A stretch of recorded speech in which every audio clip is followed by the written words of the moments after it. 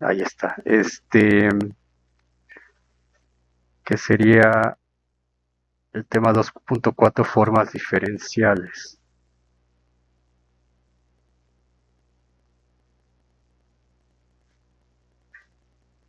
Híjole, escribo de la... Si puedo mejorar esto.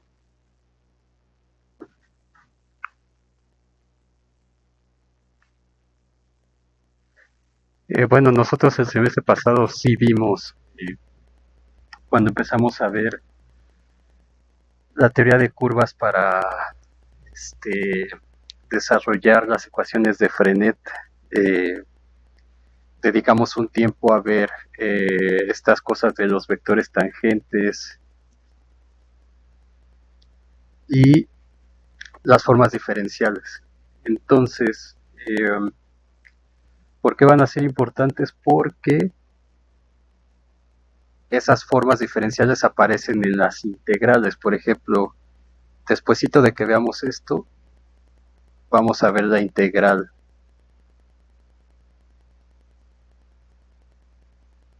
de línea. Y esa integral de línea, en su forma general, se va a ver de esta manera, como la integral de, o en su forma expandida de una función en general que depende de x, y, z, de x más otra función de y más otra función de z.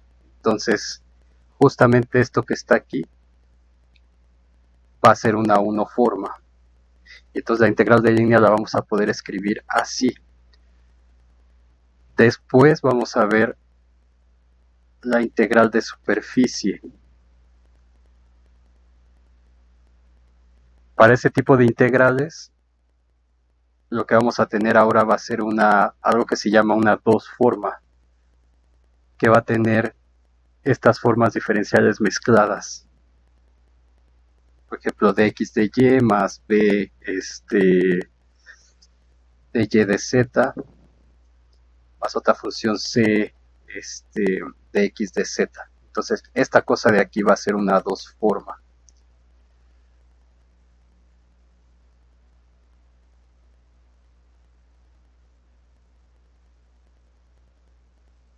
Una unoforma. Y también ya hemos visto la integral de volumen. En la integral de volumen aparece solamente una función que depende de x, y, z por dx de y de z. Entonces, esta cosa escrita de esta manera es una tres forma.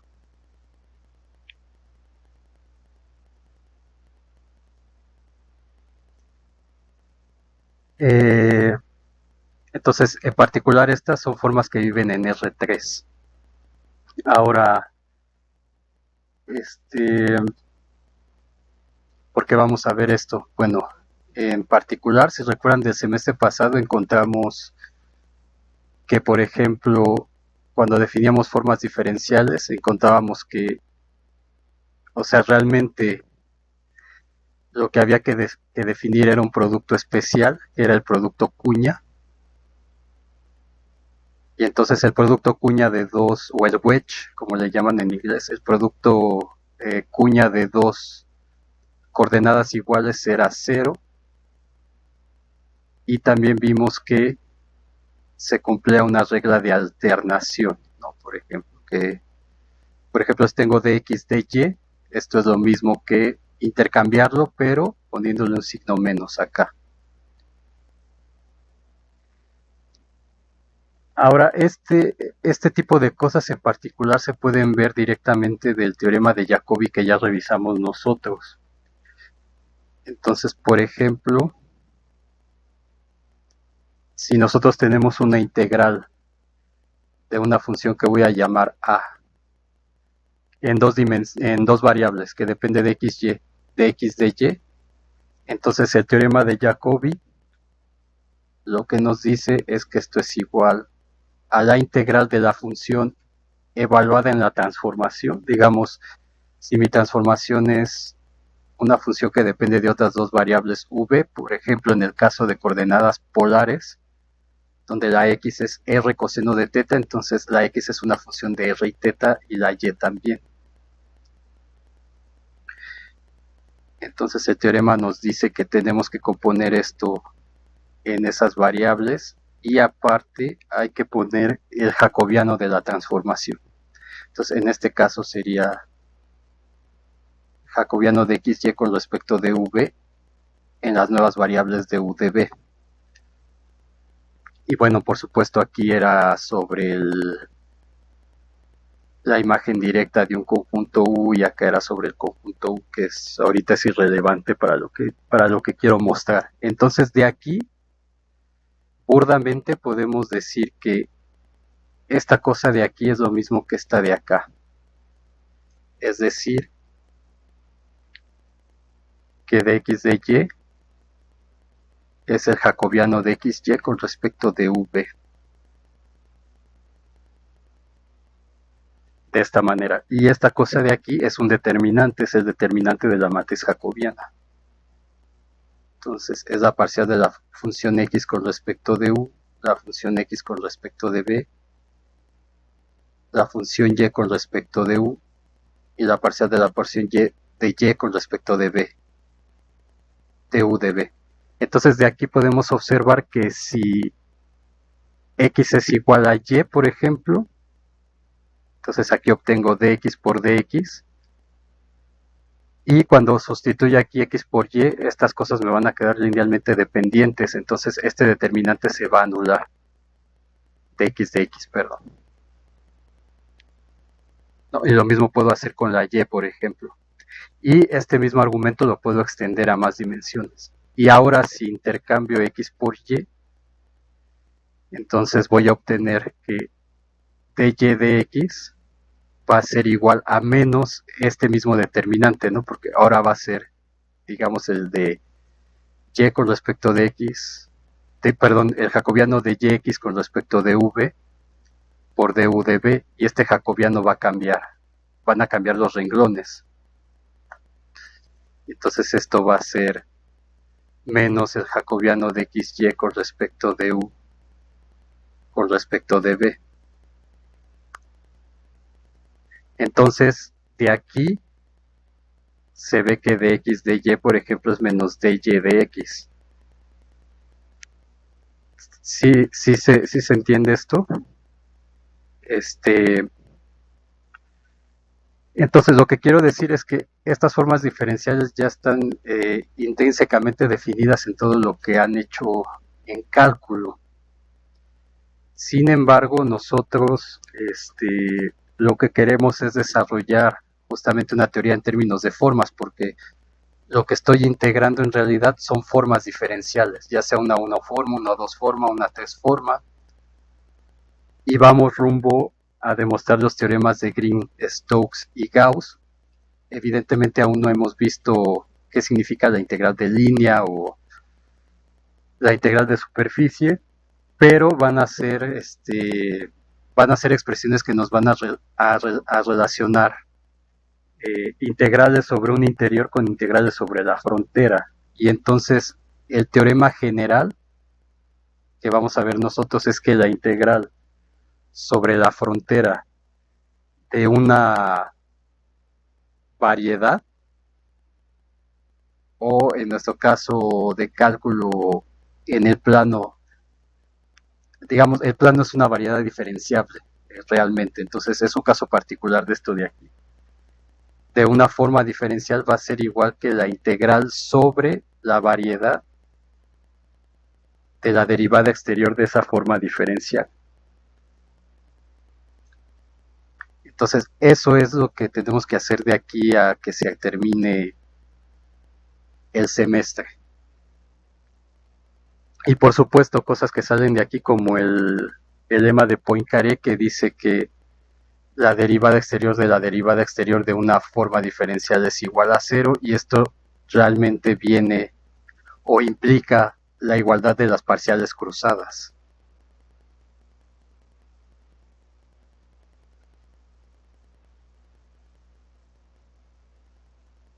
Entonces, en la forma en la que está escrito esto, aquí, este es el teorema de Stokes.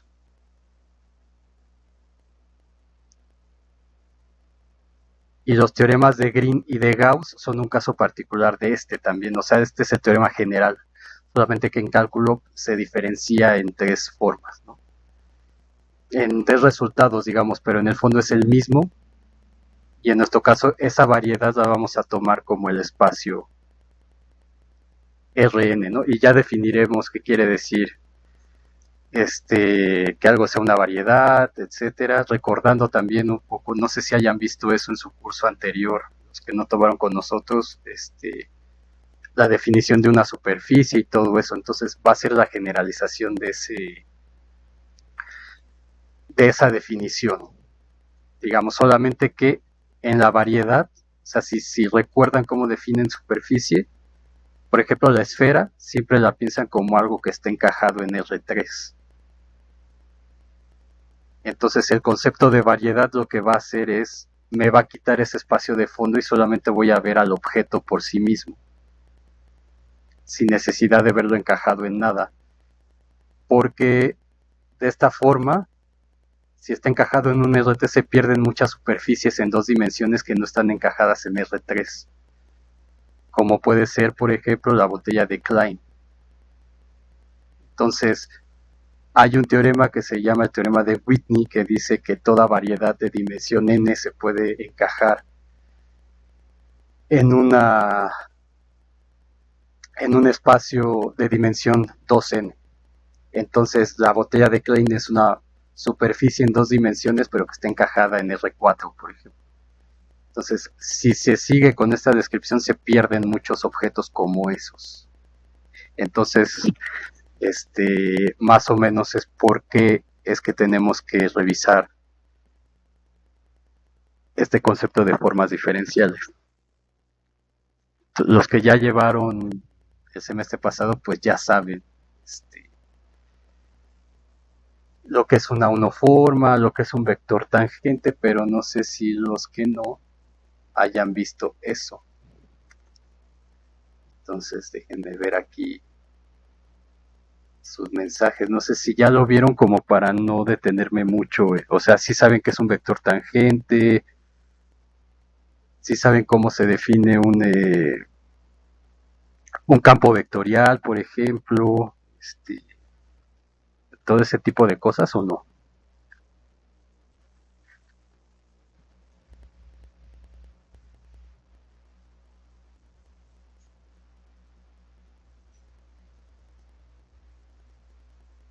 Eso, bueno, realmente, bueno, no es necesario, pero vamos a dar un repaso rápido de estas cosas, ¿no?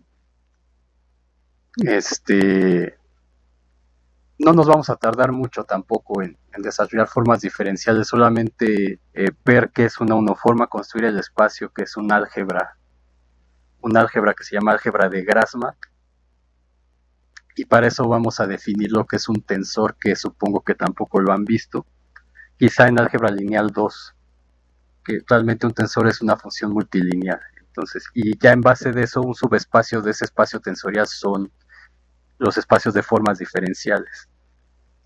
Y con eso definir el determinante, que es el volumen, etcétera. Y entonces la definición de integral de línea va a ser rápido, yo creo en una clase la vamos a tener. Entonces, y nos quedan 5 clases para acabar este tema, entonces creo que sí podemos repasar algunos conceptos clave para entender qué pasa con esas cosas, ¿no? Entonces, a ver cómo empezamos.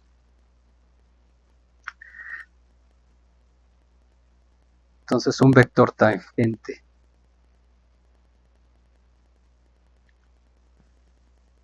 ¿Qué va a ser un vector tangente? Pues, va a ser un elemento del espacio tangente a un punto, digamos. Esa va a ser la definición. Pero ¿qué va a significar eso? O sea, ustedes o nosotros todos, la visión intuitiva que tenemos de un vector es una flecha. Una flecha, ¿no? Y en álgebra lineal les decían, por ejemplo, si estamos en R2, que esa flecha era equivalente a tener una flecha en el origen. Bueno, regularmente dicen eso, puede ser que les hayan dicho otra cosa, pues regularmente mencionan que es el mismo vector pero trasladado. Sin embargo, cuando se aplican estas cosas, por ejemplo, a la física, el punto de aplicación del vector es importante, por ejemplo, si tienen un cuerpo rígido. Si tienen un cuerpo rígido y le aplican una fuerza aquí, va a ser diferente a que si le aplican la misma fuerza acá abajo o que si la aplican, no sé, más arriba, ¿no? El efecto que va a causar eso va a ser distinto. Entonces, para nosotros un vector tangente va a ser un vector que tiene un punto de aplicación P y una parte vectorial B, donde la punta de este vector va a ser el punto B más P.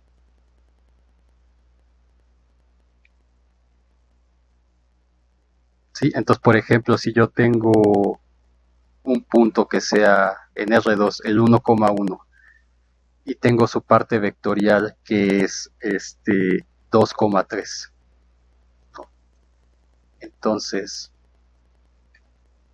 mi vector tangente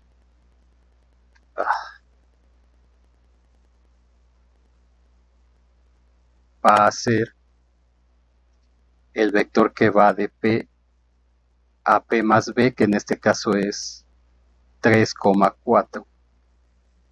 Entonces me fijo en el punto de aplicación, y luego el otro es 1, 2, 3,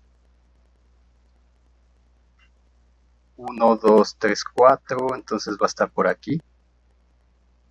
Y entonces mi vector va a ser, mi vector tangente a ese punto en R3 va a ser esta flecha.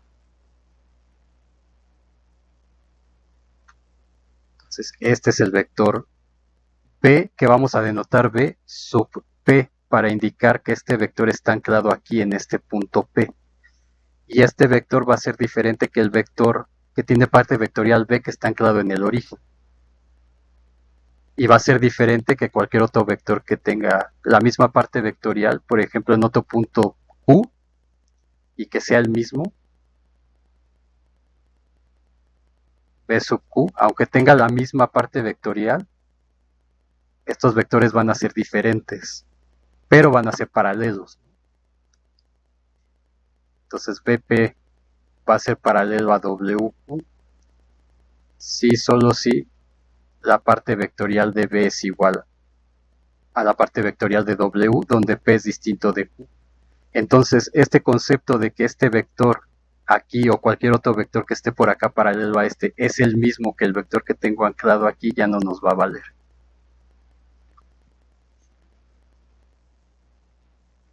Y únicamente vamos a tener que dos vectores son iguales, dos vectores tangentes, y ahorita vamos a ver tangentes a qué. Porque intuitivamente, o sea, si tengo una superficie, por ejemplo una esfera, de cálculo 3, o sea, ustedes pueden calcular el espacio tangente a un punto en esa esfera con las derivadas parciales, dada esa cosa como una parametrización, ¿no? Y tienen el plano tangente. Y entonces un vector tangente a la esfera, pues es un vector que vive en el espacio tangente a esa esfera. Entonces aquí la cuestión es, digo, todo eso no lo voy a demostrar porque ya lo revisamos anteriormente, pero en cada punto yo voy a tener un espacio vectorial que va a ser isomorfo a Rn. Pero bueno, vamos con calma. Entonces, dos vectores son iguales, sí, solo si su parte vectorial es la misma y también el punto de aplicación es el mismo. ¿Sí? Entonces, estos vectores, aunque son paralelos, no son el mismo vector, son diferentes porque están aplicados en espacios tangentes diferentes. Entonces, el espacio tangente en el punto P, en este caso es R2, pero en general a Rn, va a ser el conjunto de vectores tangentes tales que P y B son puntos de Rn y P es fijo. Entonces, ¿qué significa eso? Que yo tengo mi espacio R2 por ejemplo, y entonces en cada punto de R2 existe un espacio tangente, es decir, como este espacio que está tangente a la esfera, solamente que aquí se traslapa y no se ve la diferencia entre uno y otro. Entonces, ¿qué significa eso? Que en cada punto de R2 yo tengo una copia de R2.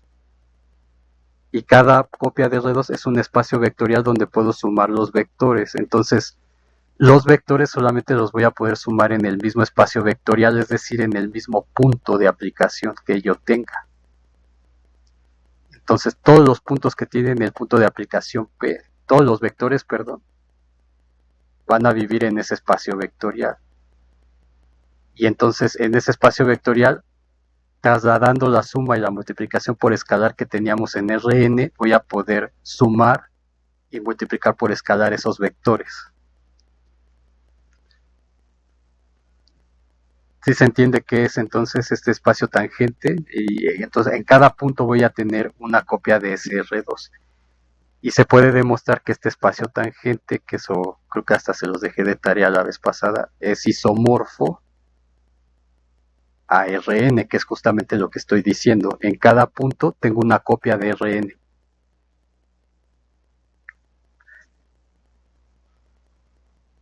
Y esta cosa pues es un espacio vectorial también donde la suma y la multiplicación es heredada de Rn, es decir,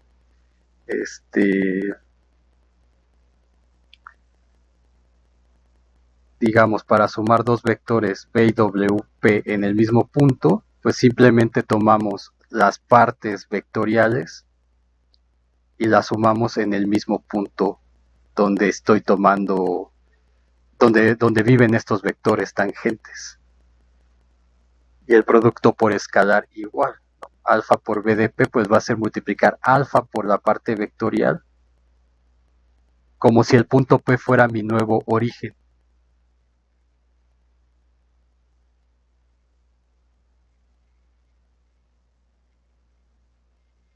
¿Sí? Entonces ese isomorfismo,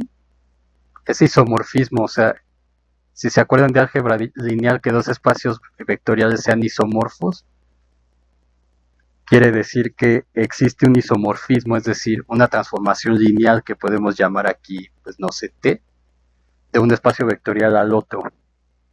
Entonces, por ejemplo, de Rn al espacio vectorial TP de Rn. O sea, obviamente hay que demostrar que esto es un espacio vectorial, pero eso es trivial de la definición de la suma y multiplicaciones por escalar que están aquí, ¿no? Que es simplemente las operaciones heredadas de Rn. Entonces, ¿qué me dice esto? Que dado un B en Rn, esta transformación T de B me da un vector tangente. Entonces, esta cosa es un isomorfismo si solo si es inyectiva y sobreyectiva, ¿no? O también son isomorfos si la dimensión de este es igual a la dimensión de este. Y si recuerdan bien cálculo 3, cuando ven la construcción del espacio tangente, solamente necesitan dos vectores linealmente independientes, ¿no? Y ese espacio tangente es un espacio tangente de dos dimensiones, donde los vectores los vectores base que forman todo ese espacio pues son las parciales con respecto a las coordenadas de la transformación que tienen. Entonces aquí vamos a ver que los elementos de esta base aquí pues son las parciales justamente con respecto a las coordenadas.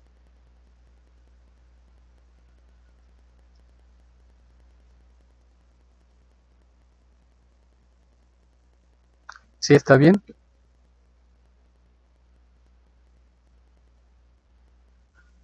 Ok, entonces eso es lo que es un vector tangente. Ah, perdón, aquí es Rn.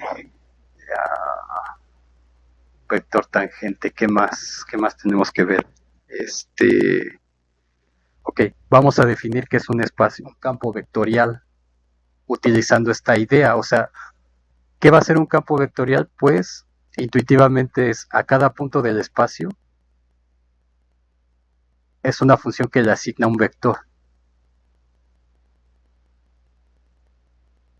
¿No es cierto? Entonces, en cada punto del espacio esa función le asigna un vector.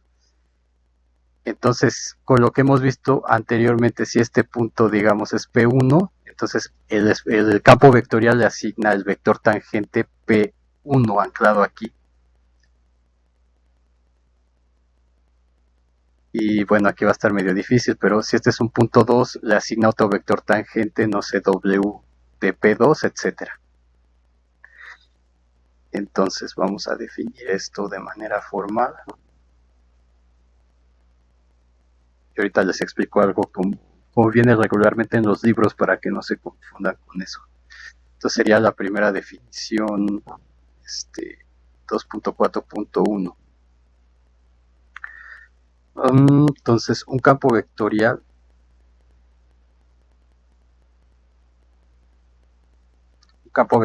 B en Rn es una función que a cada punto P le asigna un vector tangente B de P en Rn, es decir, es una función B que va de Rn al espacio tangente en Rn. Es decir, a cada punto de Rn, esta función le asocia el vector B de P.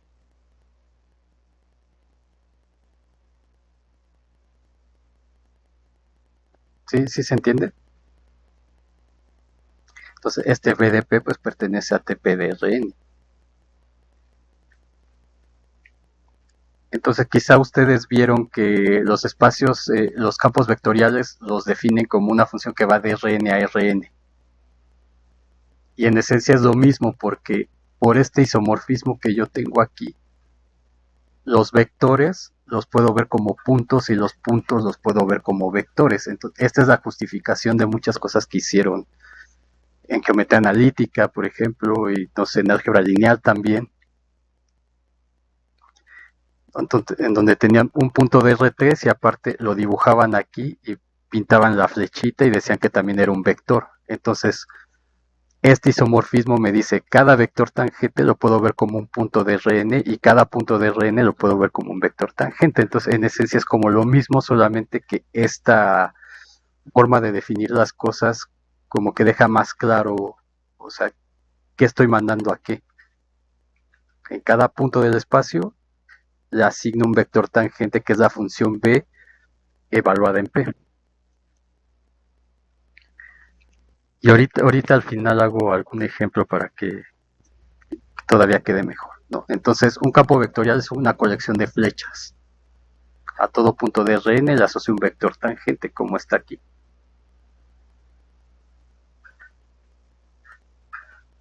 ¿Sí? Entonces, estos campos vectoriales forman un álgebra. No les voy a explicar qué álgebra es, pero intuitivamente lo que quiero decir es que puedo sumar dos campos vectoriales. ¿Y cómo voy a sumar dos campos vectoriales? Ah, pues como hacen cuando suman funciones. Entonces, cuando yo tengo dos funciones, lo que hago es aplico esas funciones en un punto P y punto a punto las voy sumando. Y entonces me va a dar en general una función que depende pues del punto donde esté, ¿no? Entonces lo mismo, si yo tengo dos vectores, dos campos vectoriales, por ejemplo ese B y W, digamos el B que sean todas las flechas azules, obviamente está en todo el espacio, ¿no? Pero no voy a llenar de flechas aquí. Entonces en cada punto de Rn yo le asocio una flecha azul, ese es el campo B. Y el campo W, a cada punto del espacio le asocio una flecha W.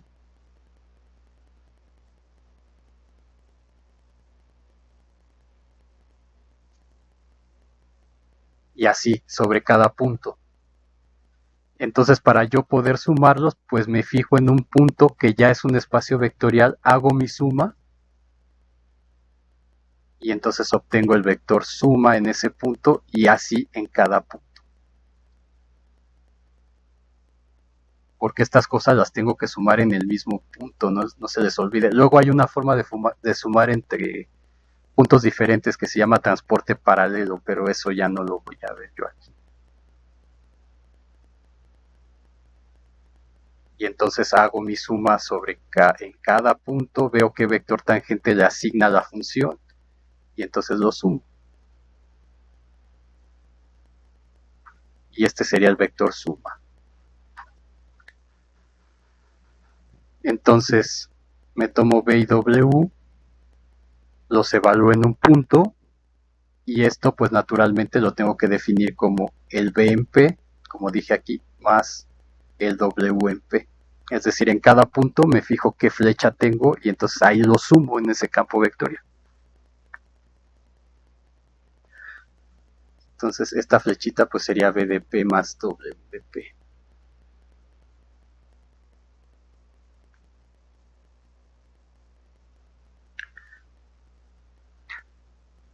Y entonces esto que está aquí, como es para todo PNRN, implica pues eso, ¿no? Que B más W es B más W en esencia. Y lo mismo puedo hacer si quiero multiplicar una función real por un campo vectorial, porque una función f pues es algo que va de, buenas tardes, va de Rn a R, por ejemplo. Y tengo un espacio vectorial en Rn. Esto que estoy poniendo aquí significa que es el conjunto de campos vectoriales que van de Rn a dp de Rn. O sea, es el conjunto de campos vectoriales.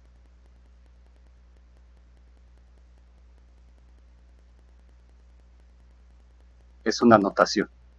Entonces, si B es un campo vectorial en Rn, pues puedo multiplicar, como esta función me da un número real, la puedo multiplicar por el campo como si fuera una escalar, es decir, por el vector, y alargarlo o hacerlo más pequeño.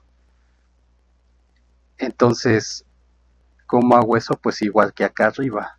Me fijo en un punto, veo cuál es el valor de la función en ese punto, y me va a dar un número, y multiplico por el vector que yo tenga en ese punto, y entonces me va a decir cuánto se estira o se impone.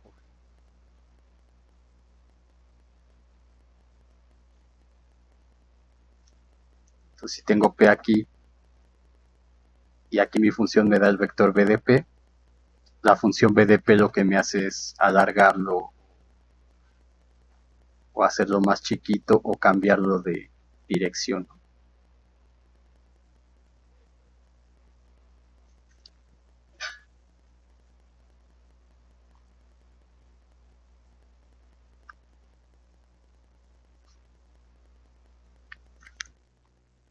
Sí, hasta aquí vamos bien. Digo, no estoy demostrando absolutamente nada, pero lo que me interesa es como que tengas la idea intuitiva de qué son estas cosas para que al definir formas no les cause confusión cómo es que lo vamos a hacer. Ok, entonces, evidentemente si me estoy centrando, o sea, ¿qué es lo que estoy haciendo? Me estoy centrando en cada punto y en cada punto tengo un R algo. Entonces, los vectores de la base canónica realmente los puedo ver como un campo vectorial, ¿no? O sea, tengo mi Rn, digamos, fijo aquí en este punto que yo le llamo 0 y tengo mis vectores I y J. Entonces, si en cada punto tengo una copia de esto, pues aquí voy a tener otros vectores I, pero anclados en el punto P, y un vector J en el punto P. Entonces podemos definir el campo de sistemas de referencia, es decir, el UI de P, que es el vector que tiene ceros y 1 en la coordenada iésima.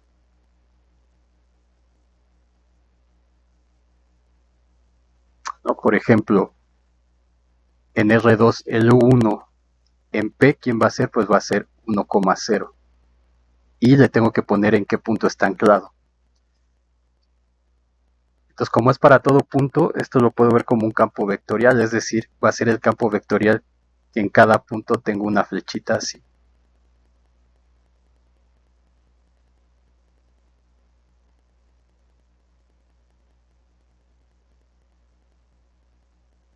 De longitud 1 en cada punto, ¿no?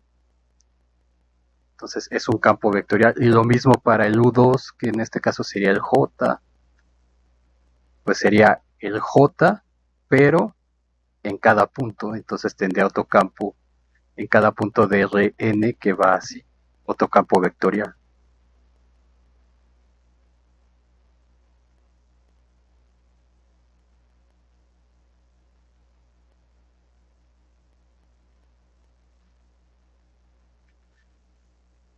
Ok, entonces dado un campo vectorial en Rn, se puede demostrar que existen este, componentes de ese campo que son funciones que voy a llamar este y aquí es donde entra en juego lo de los índices. Le voy a poner los índices arriba, veis, que son funciones que van de Rn en R,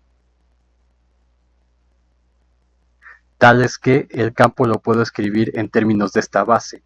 Entonces, P lo puedo escribir como las componentes de ese campo por los elementos de esta base que sería el UI en P. Bueno, sin el P, así en general, como una combinación lineal de estos vectores, ¿no?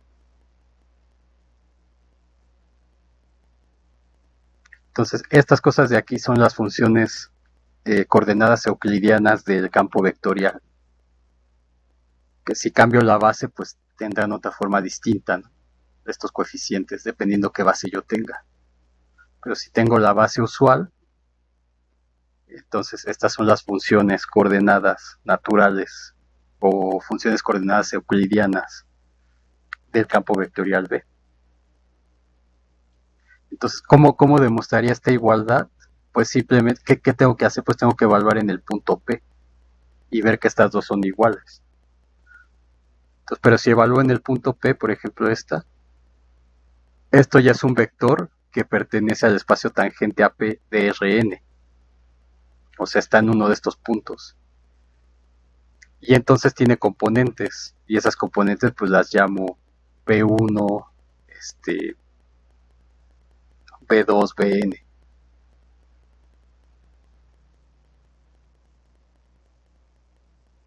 Y por otro lado, pues acá lo mismo, ¿no? Es Bi, Ti evaluado en P.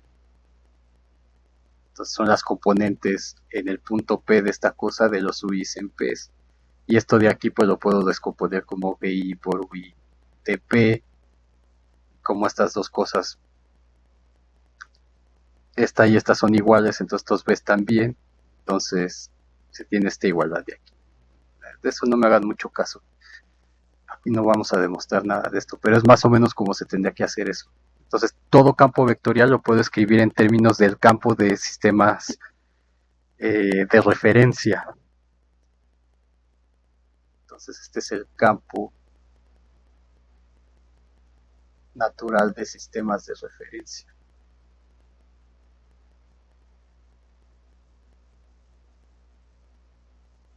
Un campo vectorial, entonces cualquier campo vectorial lo puedo escribir en términos de este campo natural.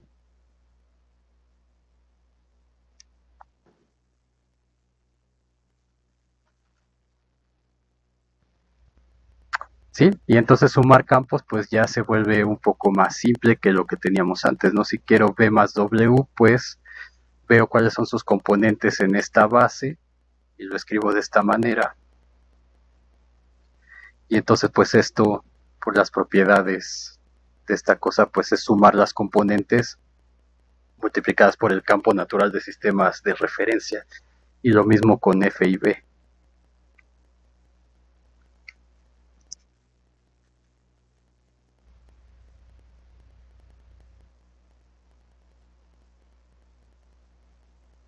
sin hacer referencia a los puntos.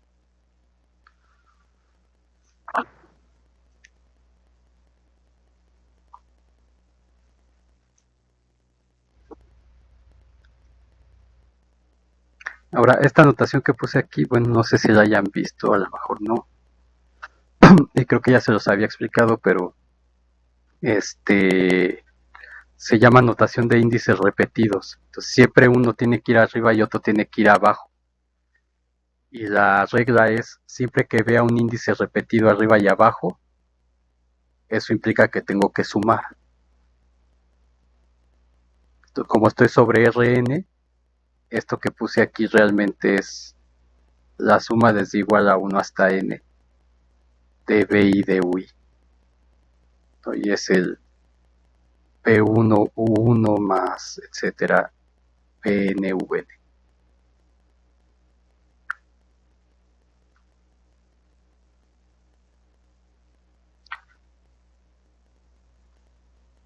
¿Sí?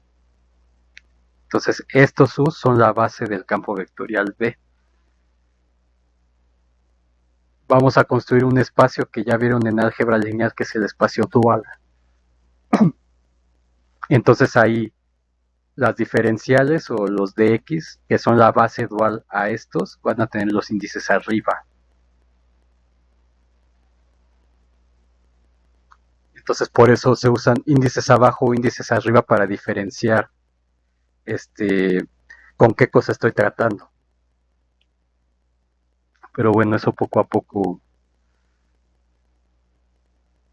lo vamos a ir viendo. O sea, a lo mejor esto es medio aburrido porque ya lo saben, pero más vale así, ¿no? Ah, bueno, y otra cosa que se me olvidó. Los objetos que vamos a tratar van a ser diferenciables siempre. Entonces, ¿cuándo un campo va a ser diferenciable? Pues cuando estas funciones sean diferenciables. Entonces decimos, un campo vectorial es diferenciable si sus funciones coordenadas, que son estas o estas, son diferenciables. Y al decir que son diferenciables, o lo que queremos decir es que sean de clase C infinito. Y como aprendieron en cálculo 3, que sea clase C infinito significa que existen todas las derivadas parciales de todos los órdenes y son continuas. Entonces, cuando vean que un campo vectorial es diferenciable, quiere decir eso sobre sus funciones coordenadas. ¿Ok?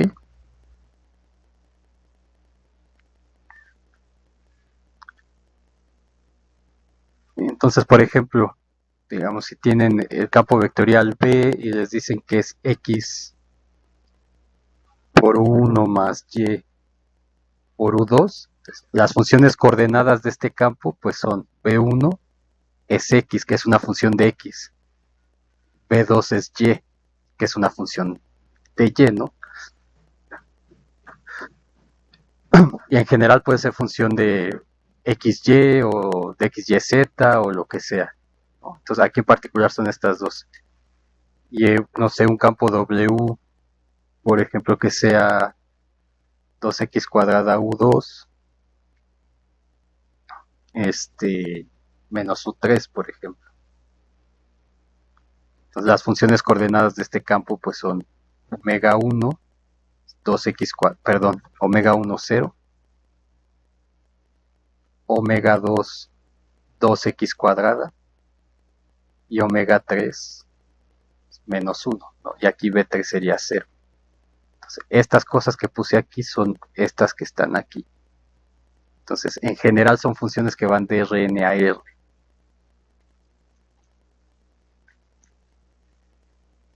Entonces, ¿cómo sumo los campos? Pues así, directamente, ¿no? B más W, x1 más y2 más 2x cuadrada u2 menos u3. Entonces esto es x1 más 2x cuadrada más y u2 menos u3. Y entonces, ¿qué significa esto? Que si yo agarro y evalúo en un punto P, por ejemplo en 1, 0, 0, Entonces el campo vectorial que obtengo es el U1. Entonces en ese punto 1, 0, 0 tengo el vector U1 anclado en ese punto P, que es el 1, 0, 0. No, entonces esto se pone así. ¿Cuál es el campo en W? Entonces me fijo en ese mismo punto, pues sería 0. Ah, no, menos 1. Menos U3. Sería este que va para abajo. Siempre constante. Y entonces la suma, digo, aquí ya la tengo en general. Entonces, si yo quiero saber cuánto vale la suma en un punto, en general P, que sería P1, P2, P3,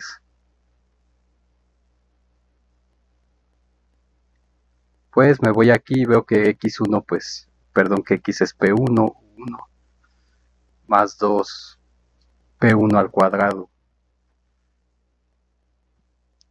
Si pónganlo arriba o pónganlo abajo. P1 al cuadrado más P2 por U2 menos U3. Y entonces ya tengo una función en términos de los puntos, ¿ven? Entonces en cada punto me dice qué vector tangente tengo, como suma de esos dos, ¿no? Ya no tengo que estar haciendo eso punto por punto, es lo que quiero decir.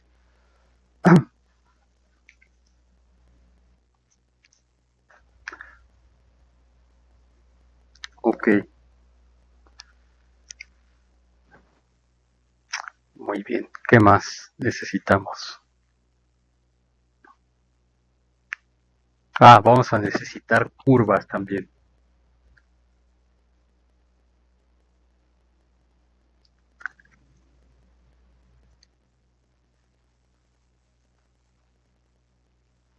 Es la segunda, entonces esta la voy a poner igual. Curvas, entonces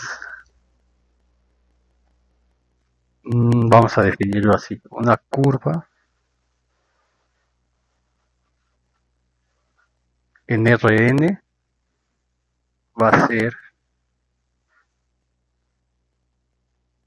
una función diferenciable en el sentido de cálculo 3, alfa que va de un intervalo i en R a Rn. Entonces, que sea diferenciable quiere decir que sus componentes son diferenciables, ¿no? O sea, aquí lo que me dice esto es que de un parámetro t o de un x o lo que le quieran poner aquí en R, que no es el tiempo, esto me lo manda alfa de t, y este alfa de t es un vector en n dimensiones, entonces tiene n componentes.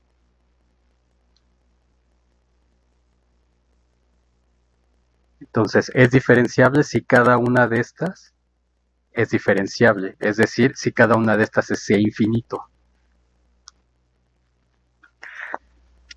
Y la imagen de esta cosa pues va a ser la curva gamma. O sea,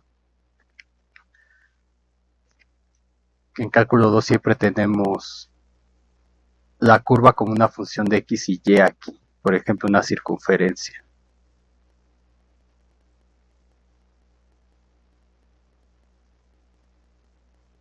Por ejemplo. Entonces, esto es una forma de describir esta curva. Entonces, ahora lo que hacemos es, tomamos un intervalo en R, un intervalo I, un elemento aquí, y todo este intervalo lo mapeamos bajo esa función a la curva esta de aquí, ¿no? Y evidentemente esa parametrización no va a ser única, van a haber diferentes parametrizaciones y eso va a tener que ver con qué tan rápido, qué tan lento recorro la curva, o si es para un lado, si es para el otro, etcétera, etcétera. ¿No? Pero ahora la curva ya no va a ser una cosa como esta, sino va a ser una función de variable vectorial en R. Entonces lo que vamos a hacer nosotros constantemente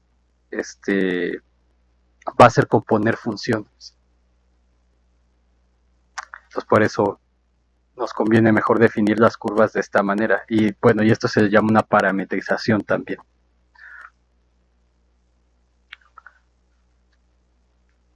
¿Sí? Entonces, yo creo que no es necesario ver ejemplos de esto porque ya lo vieron en cálculo 3. Me imagino, pero cuando hagamos integral de línea, nuestras regiones van a ser curvas sobre las cuales hay que integrar.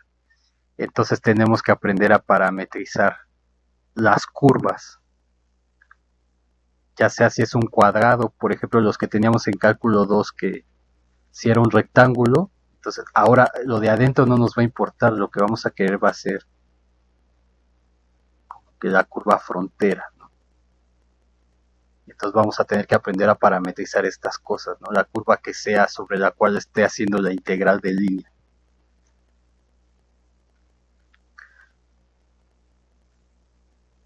Ok, entonces tenemos lo que es la curva y la podemos visualizar como un punto que se está moviendo alrededor de este, de esta curva. Y entonces esta curva es parte de R2, bueno, de Rn en general. Entonces todos estos puntos, digamos un punto de estos sería alfa de t, ¿estamos de acuerdo? Entonces en este alfa de t yo puedo tener algún vector tangente y justamente el alfa prima, o sea, la derivada de esta curva alfa, que sería derivar componente a componente de lo que tengo aquí,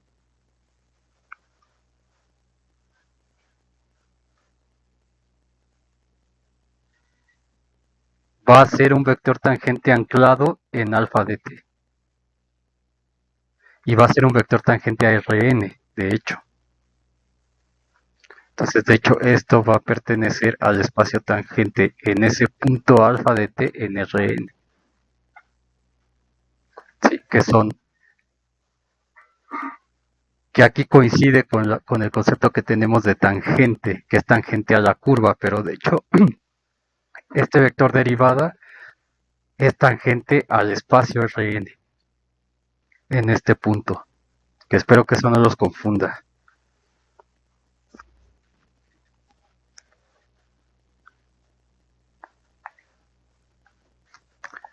Y de hecho, si se acuerdan, la segunda derivada ya es un vector que no necesariamente es perpendicular a este, que es alfa biprima. Ese alfa biprima también va a ser un vector tangente al mismo punto. Entonces, tanto alfa como alfa prima viven en el mismo espacio, que es el espacio tangente Rn en los puntos de la curva.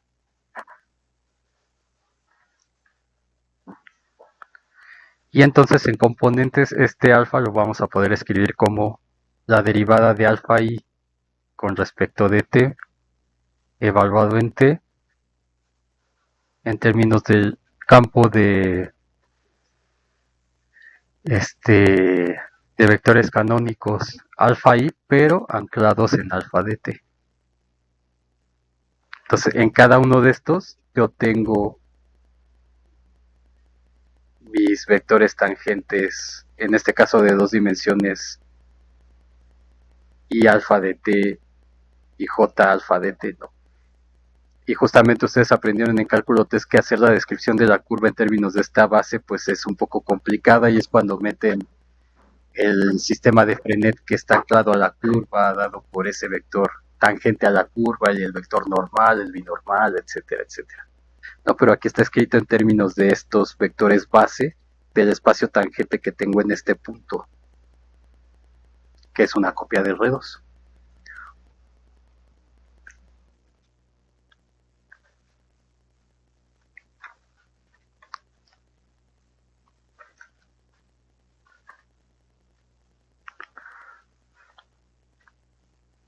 Ok.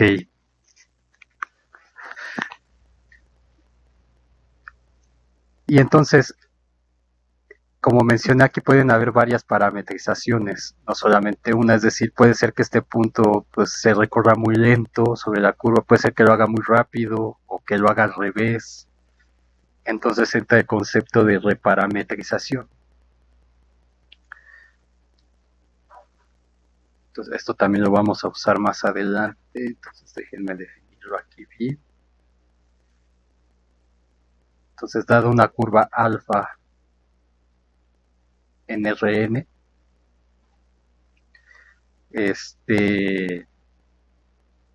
una curva o una parametrización, como quieran llamarle, si tenemos una función que va de un intervalo j a ese intervalo i diferenciable en j, entonces la curva beta, que va a estar dada por la composición de alfa con h, que va a ser la curva que va de j a Rn, es una reparametrización.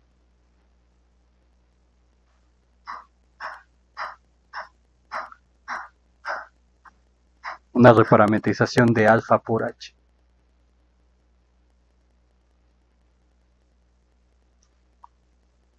Sí, entonces lo que tengo, yo tengo la misma curva aquí. La misma curva. Y tengo una parametrización, esta cosa está en Rn. Entonces tengo una parametrización que me manda este intervalo en Ri a la curva mediante esta parametrización alfa. Pero entonces tengo otra función que me manda de un intervalo j a este intervalo i con esta función h. Y entonces la composición de alfa con h sería la curva que va de j a la misma curva. Entonces es la composición de h con alfa. Una función que va de j a la misma curva. Esa es una reparametrización siempre y cuando esta función que me mapea todo este intervalo j a todo el intervalo i es diferenciable. Y es una función que va de R en R. ¿No? Entonces, por ejemplo, si el parámetro que yo tengo aquí es t,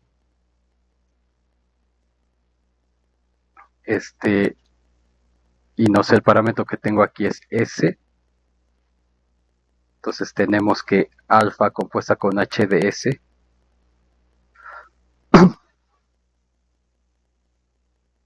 es justamente esto, pero esta h de s es la t y es la alfa de t que teníamos antes.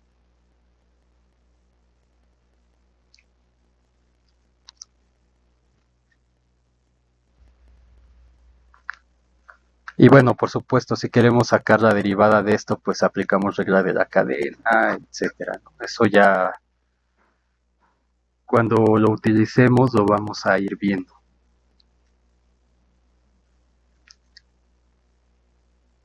Y hasta aquí tienen problema con esto de reparametrizar.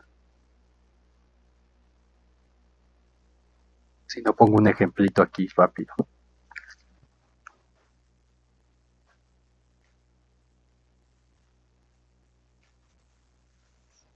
A ver, no sé, por ejemplo, digamos que la parametrización que tenemos es que sea raíz de t raíz de t y, por ejemplo, 1 menos t en el intervalo i, que es 0,4, por ejemplo, ¿no? Entonces, esta curva, pues no me pidan pintarla, pero es una curva i. Entonces tengo este intervalo de 0 a 4 y tengo que todo ese intervalo se mapea a esa curva bajo esta parametrización. Entonces, si por ejemplo quiero hacer que, no sé, que esa h sea s cuadrada, entonces necesito que el intervalo j me lo mande al i. Entonces, con esta función, ¿cuál sería el intervalo j? Pues sería, como este es al cuadrado, sería el 0,2, ¿no? Entonces, si j es 0,2, esta función h me mapea todo este j completo en todo este i. Eso es lo que tengo que cuidar. Donde esta h está dada por s cuadrada. Entonces,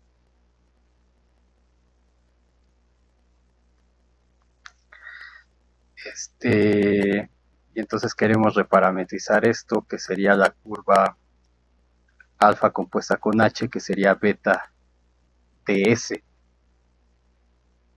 Entonces, beta de s sería alfa en h de s, porque esta curva va de aquí de j a la curva y el parámetro en j es s justamente, ¿no? Y esta alfa es la que va de t acá. Entonces aquí el parámetro es s, por eso lo pongo así. Y entonces pues simplemente es poner lo que es la función h, que es s cuadrada, y la compongo con alfa. Entonces me queda s, como es positivo, no tengo problemas con eso de ahí. Y luego que s cúbica y 1 menos s cuadrado. Y esta sería la reparametrización de esa curva. Evidentemente, bueno, esto vieron una reparametrización especial, que es la reparametrización por longitud de arco, porque cuando estudiaban las curvas no importaba si con qué rapidez se recorría la curva. Entonces, la parametrización con longitud de arco tenía la peculiaridad de que la velocidad era igual a 1, y entonces se podía describir más fácilmente el sistema de Frenet para estudiar esa curva, y ya después, mediante composiciones o regla de la cadena más bien, veían cómo se veían esas ecuaciones en el caso general cuando no tenían reparametrización longitud de arco, ¿no? Pero no sé, en el caso de la circunferencia que puse aquí, pues puede ser que quieran que se recorra más rápido, entonces ustedes escogen una reparametrización que haga lo que ustedes quieren, y bueno, ahí juegan con esas cosas, ¿no? O sea, depende qué es lo que uno quiera, es cómo va a ser esta reparametrización. Aquí nada más la puse así al azar para ver cómo funcionaría, pero, por ejemplo, si ven que tienen las leyes de Kepler, entonces el parámetro que se usa para el elipse realmente es un ángulo, aunque le llaman t, realmente no es el tiempo. Entonces lo que hacen estas gentes que estudian eso ya está muy estudiado, ¿no? Reparametrizan esto en términos del tiempo, utilizando esto de aquí. Y entonces, pero ahí salen integrales elípticas, por ejemplo.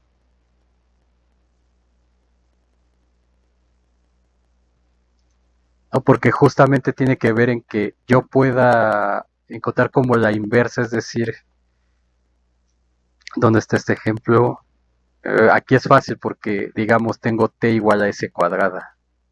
Entonces puedo fácilmente despejar s en términos de t y viceversa para poder hacer esto. Pero en ese caso no es tan sencillo, y la función que queda pues es como una integral de una raíz cuadrada y cosas de ese estilo. Entonces salen integrales elípticas ahí, por ejemplo, en ese caso.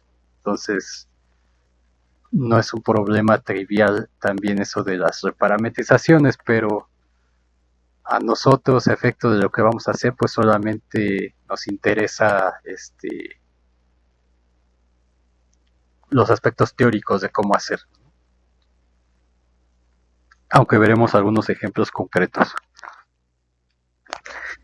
¿Qué más necesitamos?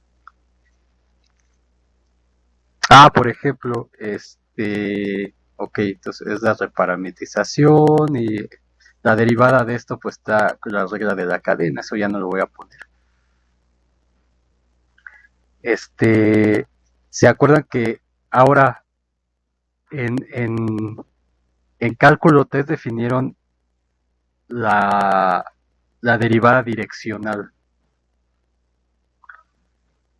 ¿No? Que justamente decía cómo varía, o sea, cuál es la tasa inicial de cambio de una función conforme se mueve sobre la recta o sobre la dirección del vector sobre la cual estoy derivando. Y era un caso particular de la definición de diferenciabilidad, eso lo vimos también. Y nosotros vimos una expresión equivalente de la derivada direccional, utilizando estas ideas, que es, si tengo una función f que va de Rn a R, y tengo un vector tangente a Rn, entonces, ¿qué tengo? Tengo un punto P, tengo el vector tangente B de P, y eso me genera una recta. Entonces, este vector tangente vive en el espacio tangente Rn, pero está inmerso en Rn también, ¿no? Porque son el mismo. Y entonces esta función me agarra, me restringe el dominio a esta recta y me lo manda un número real. A un número, no sé, A. En R. Y esta recta, por lo que vimos antes, se puede definir como una parametrización, ¿no? Como una curva que va de este intervalo I en R, y esta curva, digamos, L de T. Y esto me genera toda esta recta.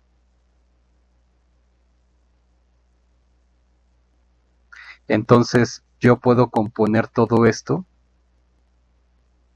que es lo que les decía de las composiciones, de ver todo esto desde otro punto de vista. Yo puedo componer todo esto como L compuesta con F. Y esta cosa es una función que va de R en R. ¿De acuerdo? Entonces, como esta es una función que va de R en R, yo le puedo sacar su derivada con respecto al parámetro t que tengo aquí. Entonces, la derivada con respecto de esta composición. Si quieren la pongo así, TL de t, que ya es una función de R en R,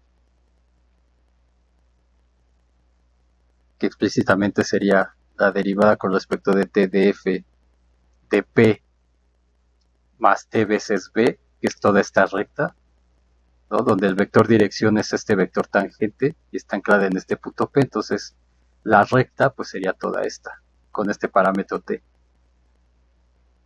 En t igual a 0, pues nosotros vimos, bueno, lo vieron con Juan, me parece esto. Yo vi la definición de cálculo 3. Esta cosa es justamente la derivada direccional. Y esa derivada direccional se representa así, que es la derivada direccional de f respecto al vector tangente b de p. Y esta definición, bueno, ya después pueden demostrar que esto se ve como las componentes del vector tangente por las parciales de f con respecto de x y evaluadas en el punto P. Y justamente esto, ¿se acuerdan? Esto es la derivada direccional que habían puesto, que representaban así.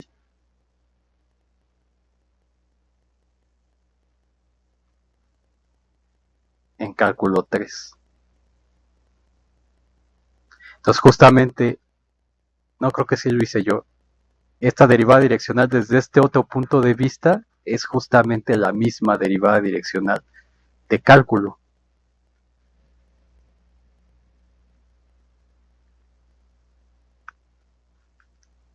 ¿Sí? ¿Habían visto esta forma? Entonces, esta forma es componiendo cosas. Porque realmente, o sea, visto como en cálculo 3, ¿qué es lo que uno tenía? Pues tenía la sabanita o la superficie, o sea, la f de xy, la función, y entonces uno acá abajo, en el dominio donde está definido eso, tiene una dirección, un vector b. Y entonces esta recta corta, o sea, con un plano donde pasa esta recta pueden cortar la sabanita esta, ¿no? Y entonces justamente les dice cómo varía esa función cuando se mueven en la dirección de este vector B. Entonces, que es lo mismo que tengo aquí, pero visto como composición de funciones. Entonces, esto me da la tasa inicial de cambio de la función f cuando el punto P se mueve en la dirección de B de P, que es la misma interpretación que tenían de cálculo 3. Y bueno, algebraicamente, pues aquí está, que es lo mismo. O sea, realmente esta cosa, pues es, digamos, déjenme lo pongo acá. Si la denotaron así, ¿no? La derivada direccional como dB de F, entonces es lo mismo que BP de F.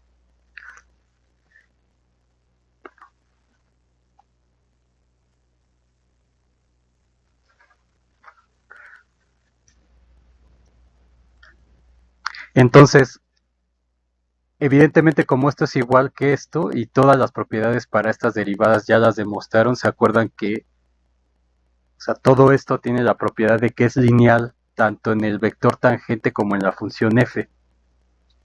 Es decir, que A con B de P más B con W de P con F es A por B de P F más B W P de F.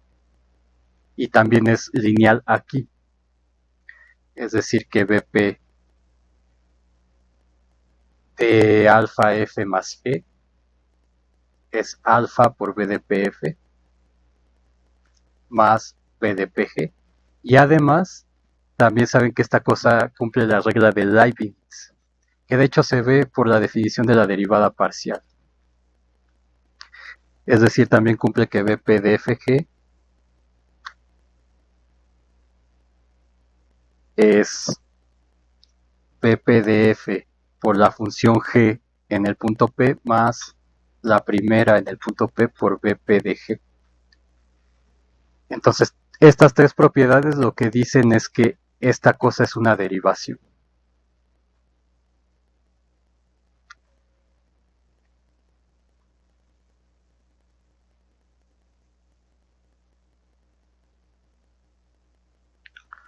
Cosa que ya habían comprobado con estas derivadas direccionales. Entonces, demostrando esto, ya veo que son iguales y entonces aplico todo lo que ya aprendieron ustedes en sus otros cursos y de ahí cae esto directamente. Ahora, ¿cuál es la magia de esto? Que puedo calcular la derivada direccional no respecto de un vector nada más, sino de todo un campo vectorial. Entonces puedo saber cómo varía una función respecto a todo un campo vectorial, no nada más respecto a un vector.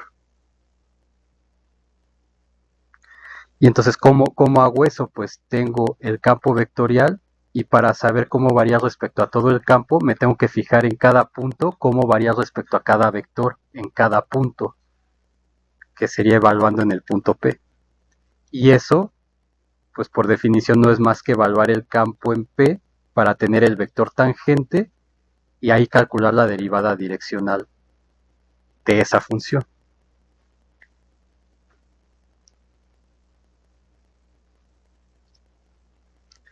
O sea, sí ven como que la magia de esto, ¿verdad?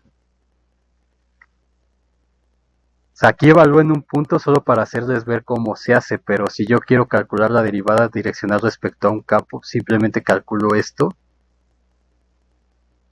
y ya.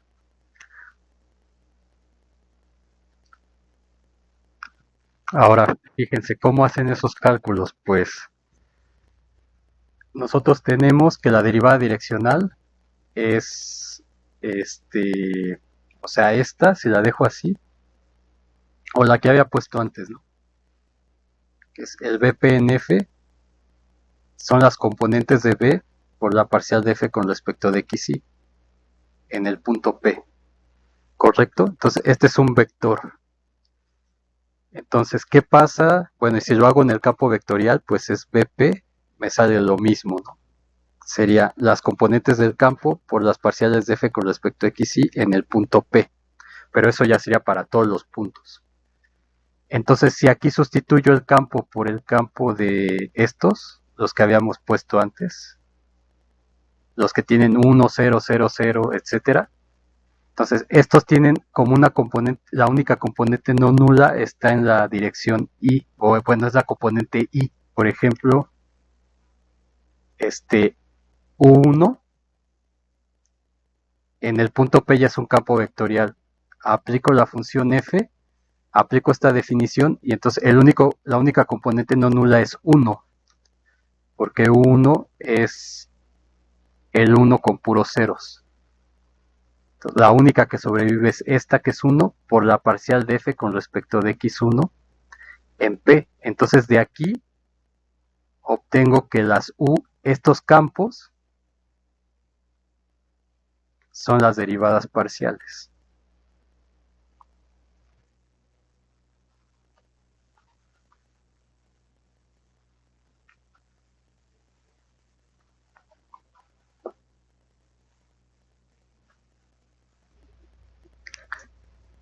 Entonces, en general, los campos estos que habíamos definido antes son las parciales con respecto de x, y.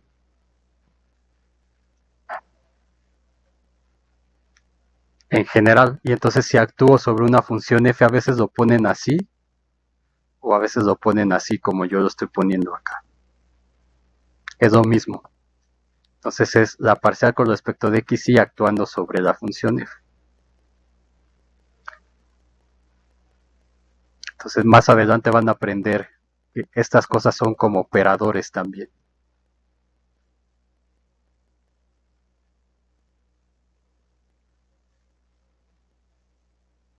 ¿Sí? Entonces, no sé si hayan visto cosas como estas. Entonces, justamente estas cosas son los elementos de la base, o sea, es como el R gorrito y el teta gorrito, bueno, con algo, porque aquí le falta una cosa que es algo que no voy a discutir tampoco. Pues son los elementos de la base, los vectores unitarios en esas coordenadas, digamos. En física probablemente hayan visto eso. Y bueno, la razón, bueno, aquí la tienen ya, ¿no? O sea, el vector y gorrito, pues lo puedo ver como la parcial con respecto de x,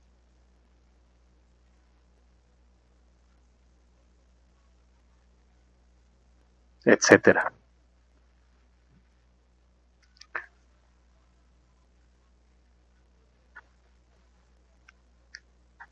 ¿Sí?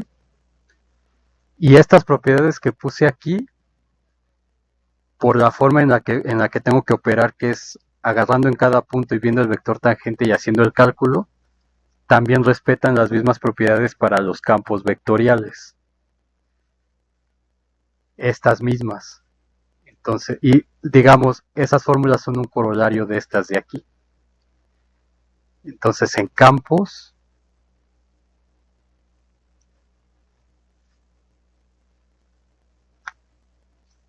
vectoriales, ahora no tendríamos números sino funciones. Por ejemplo, fb más gw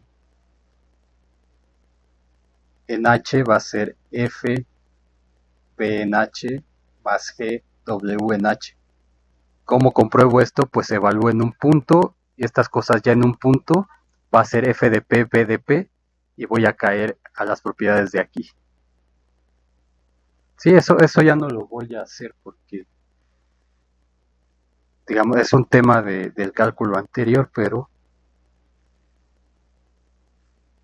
y también es lineal acá, nada más que aquí son números, no son funciones, sino la cosa ya no funciona.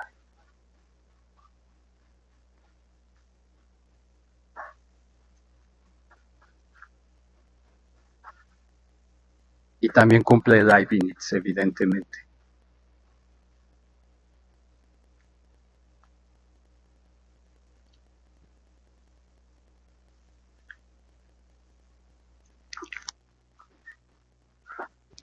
Entonces, por ejemplo, un ejemplo para que Entonces digamos que lo más importante aquí es esto que puse aquí, estas cosas. Y bueno, la interpretación de la derivada direccional como en esta otra forma que es componiendo funciones. Entonces, por ejemplo, si ustedes tienen un campo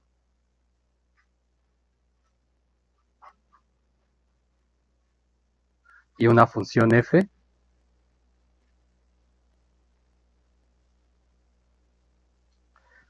entonces puedo calcular cuál es la variación de esta función respecto a todo este campo y no tengo que hacerlo punto por punto. Si quieren lo pueden hacer así, pero la manera fácil pues sería b de f.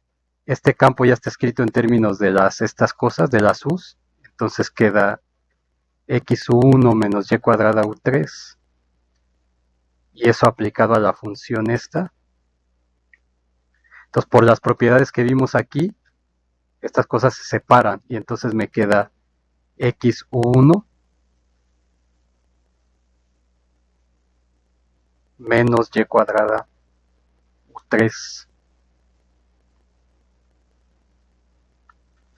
Y estas pues son las parciales. Entonces esto es x por la parcial con respecto de x de esta cosa, menos y cuadrada por la parcial con respecto de z de todo esto. Y entonces me queda x por 2xy menos y cuadrada por 3z cuadrada, y entonces ya tengo mi derivada direccional de esa función respecto a todo el campo. Y entonces si quiero saber cuál es la derivada en cierto punto, pues simplemente sustituyo aquí P1, P2, P3 y voy a tener 2P1 al cuadrado, P2 menos 3P2 al cuadrado, P3 al cuadrado. Entonces ya puedo saber cuánto vale en el punto 000, 111, 346 o donde yo quiera.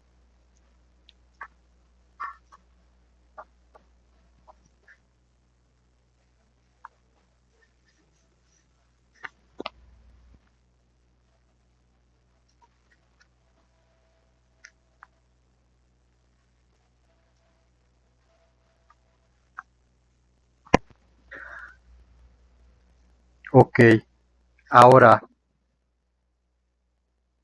como vimos, dada una curva, el vector derivada es un vector tangente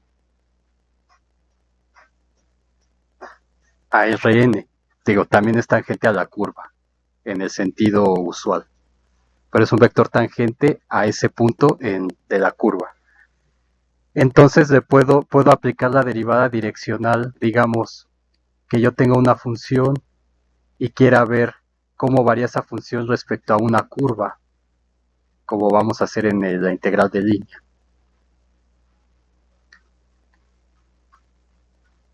Entonces lo que voy a hacer es tomar los vectores tangentes a esa curva y voy a ver cómo varía esa función respecto a cada vector tangente a esa curva. Con lo anterior que vimos, entonces a estos vectores tangentes también les puedo aplicar, puedo hacerlos actuar sobre una función f. Y bueno, pues esto no es más que la derivada con respecto de t de las componentes de alfa y de alfa, perdón,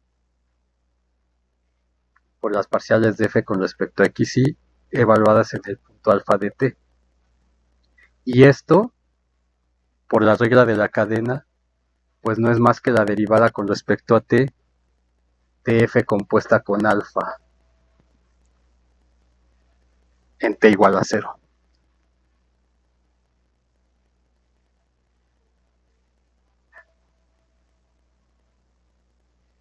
Entonces, ¿qué significa esto? Que la derivada direccional no necesariamente la tengo que definir en términos de una recta, sino que puedo tener una curva en general. Y esa curva va a tener a este BP como vector tangente.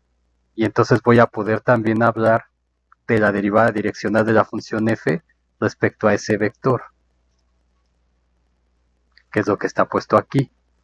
Entonces, en general, la recta se cambia por la curva alfa. Que según recuerdo, eso sí se los dejé de tarea la otra vez.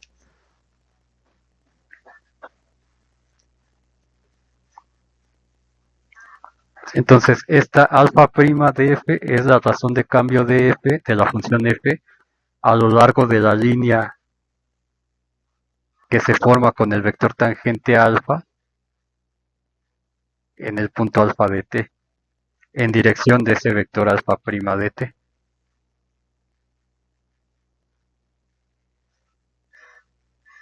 ¿Okay? Y esta razón de cambio es la misma que la de la función f a lo largo de la curva alfa.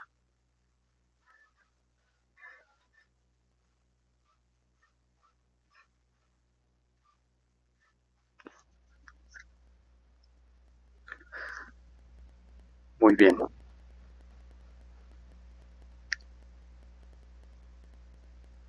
¿Qué más necesitamos saber? Eh, bueno, algunas como obviedades, pero las voy a poner aquí. La curva alfa, vamos a decir que es 1 a 1. Si alfa de t2 es igual a alfa de t1, si solo si t1 es igual a t2. Entonces, esta igualdad para cada componente. Buenas tardes. Para cada componente. Luego vamos a decir que es periódica. Entonces, alfa es periódica. Si existe un número, no sé, vamos a llamarle p mayor que 0, tal que alfa de t más p es igual a alfa de t para toda t. ¿No? Por ejemplo, con el seno y el coseno, y aquí tenemos el 2pi, lo mismo, pero aquí, y obviamente hay que ver eso en cada componente, que se valga eso. O sea, esta igualdad es válida si solo si alfa i de tp, t más p es igual a alfa i de t. En las componentes. Entonces, el número más pequeño p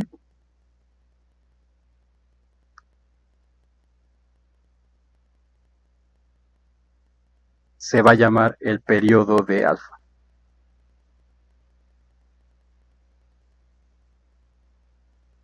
Que el periodo se puede escribir con o sin acento, que da igual. Y por último, una definición muy importante que es que alfa sea regular.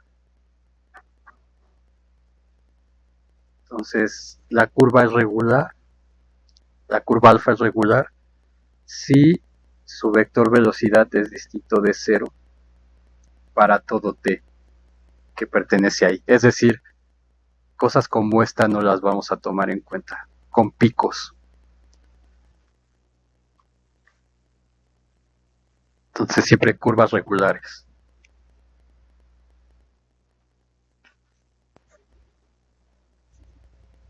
Y bueno, otra cosa que no mencioné, cuando tienen la curva aquí, en cada punto de esta curva hay un vector tangente a esa curva, ¿no?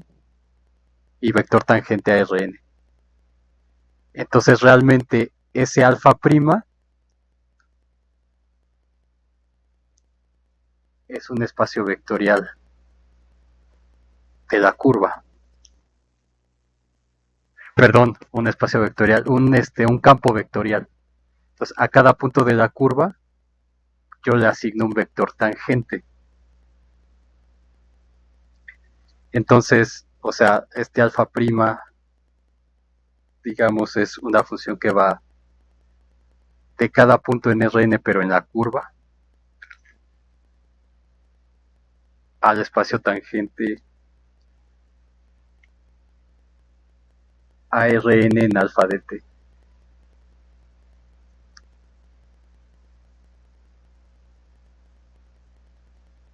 O sea, cada punto le asignamos alfa prima sub este puntito que, bueno, ya es poner mucho, pero quiere decir que está anclado en cada uno de estos, ¿no? Entonces, eso me genera un espacio vectorial también.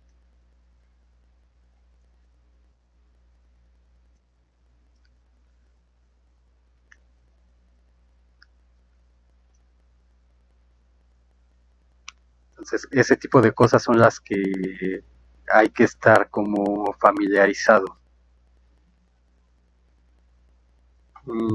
¿Qué más?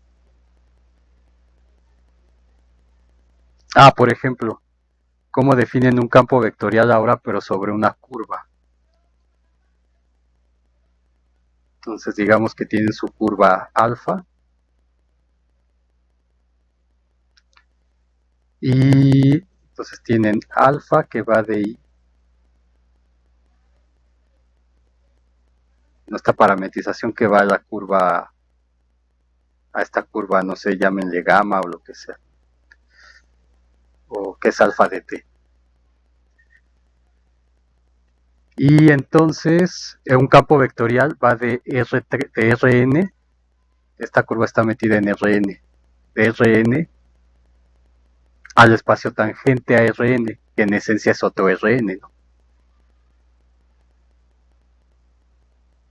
Al espacio tangente aquí sería de alfa de t, que en esencia es otro Rn. Entonces, a cada punto de aquí, o sea, para cada t, este alfa me lo manda a cada puntito aquí. Y en cada puntito de estos, el campo me da un vector tangente a Rn en ese punto, ¿no? Y así tengo lleno de flechas todo mi espacio en cada punto alfa de t. Entonces, de nueva cuenta, es una composición.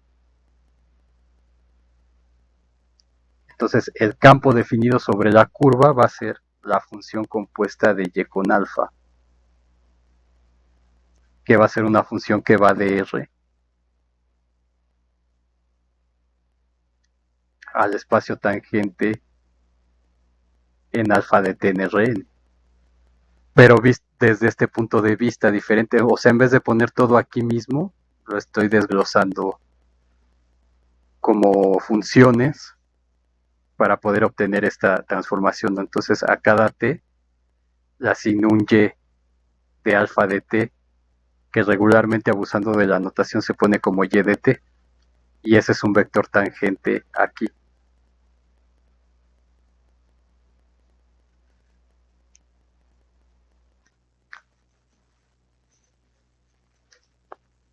Entonces, este es un campo vectorial restringido a una curva.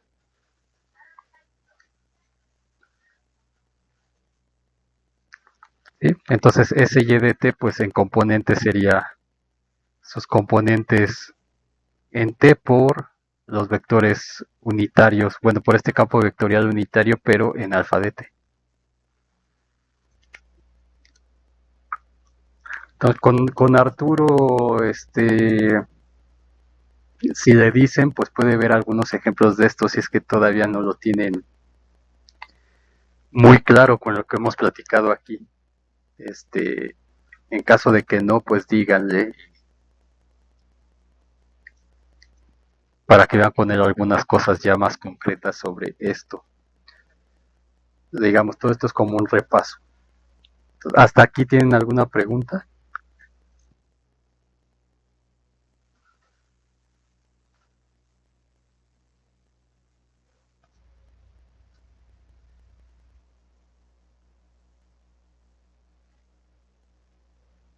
¿No?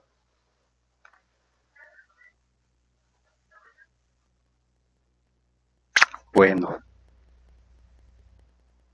entonces ahora sí vamos a ir metiéndonos a las formas diferenciales en estos pocos minutos que tenemos. Entonces,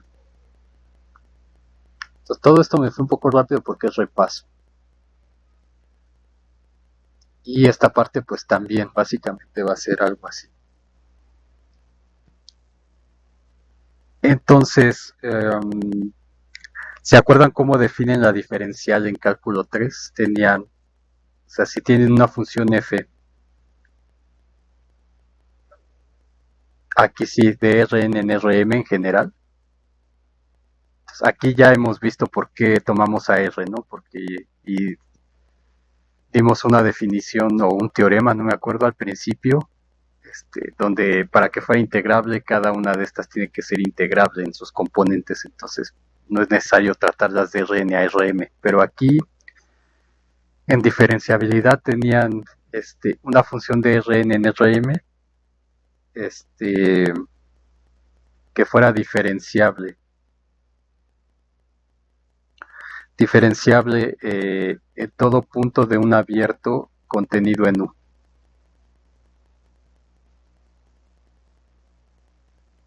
Entonces la diferencial de f era una función que va de ese conjunto A metido en Rn a Rm.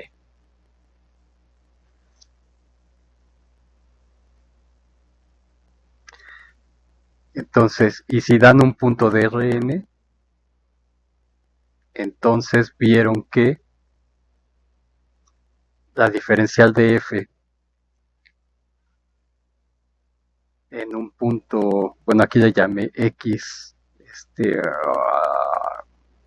bueno, x, u, que era como un vector básicamente, era la derivada de f en el punto x por el vector u, y esto de aquí era la matriz jacobiana de f evaluada en ese punto por multiplicado por el vector u. Entonces, la matriz jacobiana para, digamos, si nuestra función es una función que va de Rn en R, entonces m es 1, ¿no? Y esto se sigue valiendo, entonces df de xu es la matriz jacobiana de fx en u. Y esta matriz jacobiana es como el gradiente, entonces la parcial de f con respecto de x1 hasta la parcial de f con respecto de xn para una función de Rn en R, y este vector que sería como aquí transpuesto, le ponen a veces, pero da igual, es el vector que tiene componentes u1, u2 hasta un, que es un vector, o bueno, aquí un punto en Rn que es un vector, por lo que manejan de que una cosa es igual a la otra, y bueno, ya vimos que sí. Entonces esto es un producto interno, y entonces la diferencial me queda como u1 por la parcial de f respecto de x1 más un por la parcial de f con respecto a xn, que nuestra notación abreviada sería ui por la parcial de f con respecto a xi.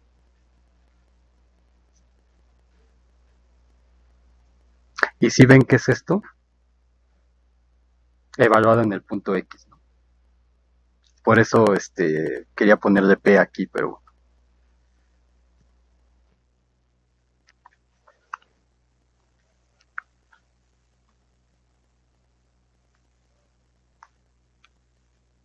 ven que es esto, ¿verdad? ¿O no?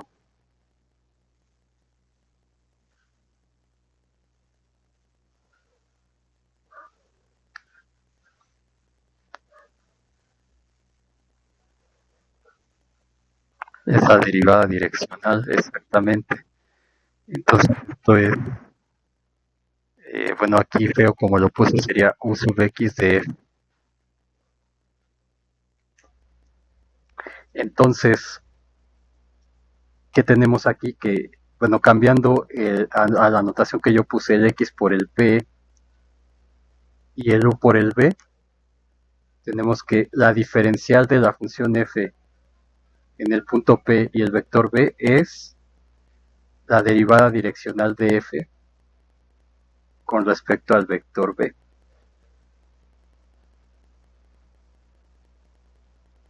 Y esto es un número real.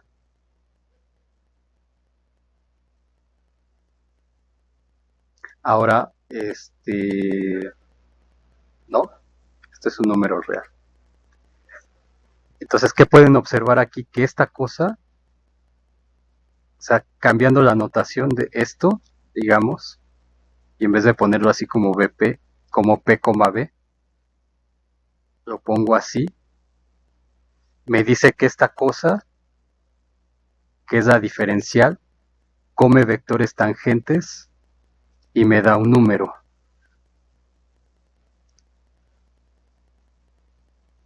¿Sí lo ven? Entonces, ¿qué significa eso? Que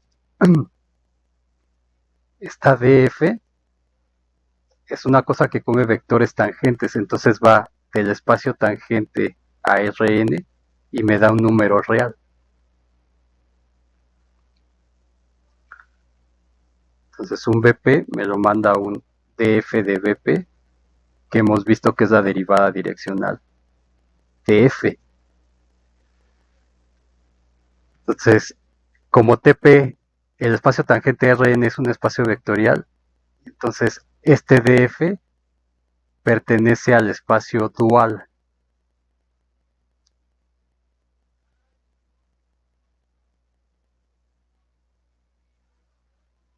¿Sí vieron eso en álgebra lineal? Que es lo que le llamaban funcionales, ¿no? Algo así. Entonces, si tienen un espacio vectorial B y entonces el conjunto de cosas que van del espacio vectorial a R son elementos del espacio dual. Entonces, aquí el espacio es el espacio tangente a Rn en P. Entonces, esta diferencial es una cosa que pertenece al espacio dual del espacio tangente y es una cosa que come vectores y me da números reales.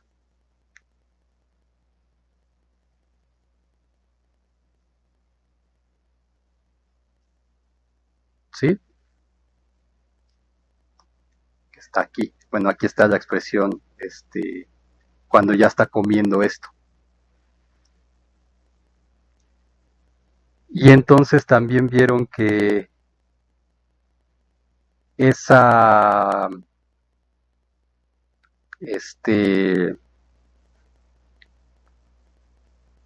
esta DF sin comer nada eran las parciales de F con respecto a XY por la diferencial de XY, ¿verdad?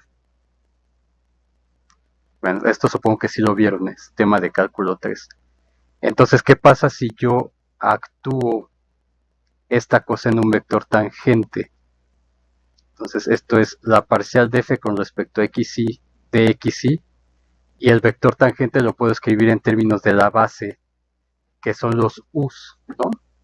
O sea, este BP lo puedo escribir como BI por los UIs, pero ya vimos que estos UIs son las parciales. Ah, bueno, esta notación no sé si la conozcan, así quiere decir esto.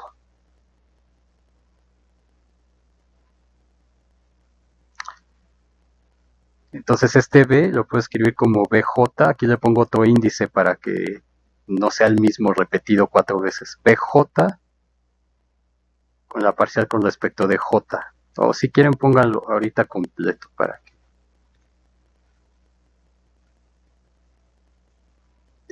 Ahora,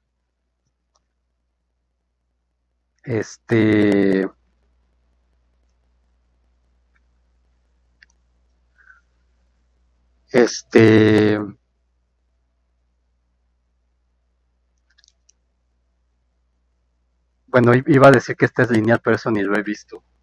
¿Cuánto tengo? Ya casi me acaba el tiempo. ¿Cómo vemos esto? La diferencial de F evaluado en BDP es la derivada direccional. Entonces, si las funciones son las funciones coordenadas, o sea, estas x's que van de Rn en R, también se cumple esto. Y tengo que la derivada de xy evaluado no en un vector tangente particular que sería, por ejemplo, el UI,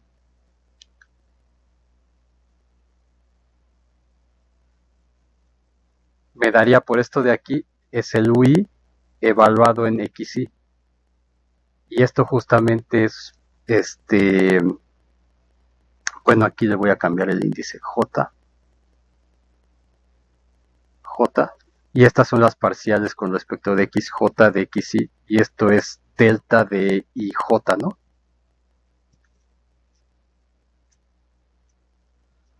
Entonces lo que me dice esto es que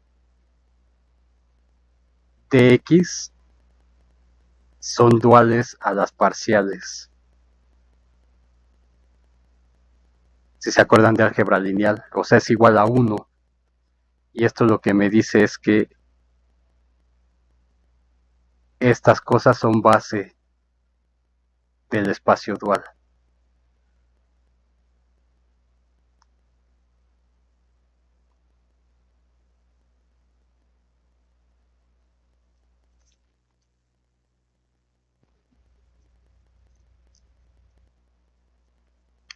Entonces aquí me voy a parar aquí, en este. Entonces simplemente lo que iba a hacer es, justamente como estas cosas son base del espacio dual y el espacio dual es un espacio lineal, entonces esta cosa sale de aquí.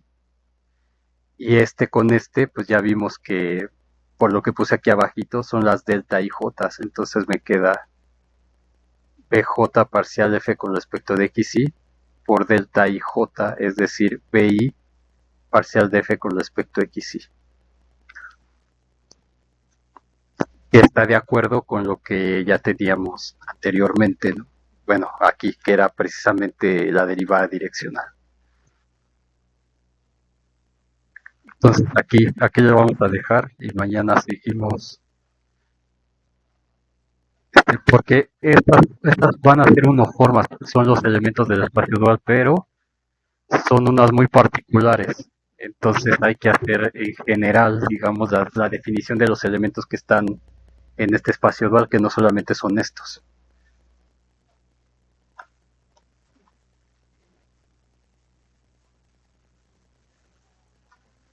La delta de Kronecker. Aquí parcial de x con respecto a xj, pues si es igual a j me da 1 y si y es diferente de j pues me da 0. Por eso es igual a la delta ij de Kronecker que está aquí.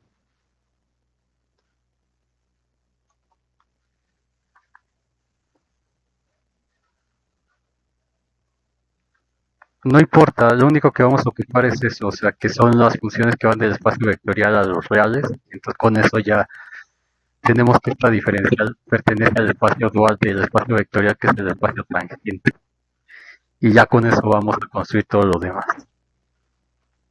Y bueno, una cosa es base del espacio dual, creo que eso se demuestra en álgebra lineal si cumple con esto de aquí. Entonces, en particular las de X van a ser la base de este espacio de estrella. Y ya de ahí vamos a construir las formas.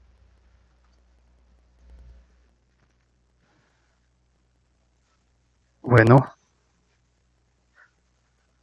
déjenme esta cosa.